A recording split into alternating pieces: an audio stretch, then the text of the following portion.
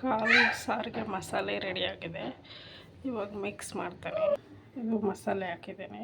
ಉಪ್ಪು ಹಾಕಬೇಕು. ಉಪ್ಪು ಹಾಕಿದ್ದೀವಿ, ಸ್ವಲ್ಪ ಹಾಕ್ಕೊಳ್ಳಿ. ಯಾಕಂದರೆ ಕಾಲು ಬೇಯಿಸೋ ಉಪ್ಪು ಹಾಕಿದ್ದೀವಿ ಸೂಪ್ಗೆ, ಅದಕ್ಕೋಸ್ಕರ ಇವಾಗ ಮಸಾಲೆಗೆ ಮಾತ್ರ ಸ್ವಲ್ಪ ಉಪ್ಪು ಹಾಕ್ಕೊಳ್ಳಿ. ತಿರುಗಿಸ್ಬಿಟ್ಟು ಒಂದು ಸ್ವಲ್ಪ 5 ನಿಮಿಷ ಕುದ್ಬಿಟ್ರೆ ಕಾಲು ಸಾರು ರೆಡಿ.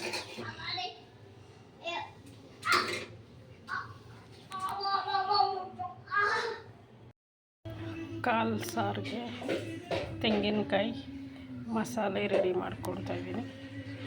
ಅರಿಶಿನ ಪುಡಿ,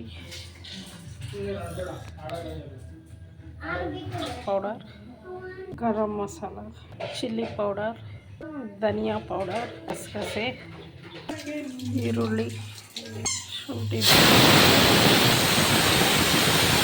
ಸೊಪ್ಪು, ಟೊಮಾಟೊ, ಮಸಾಲೆ ರೆಡಿ.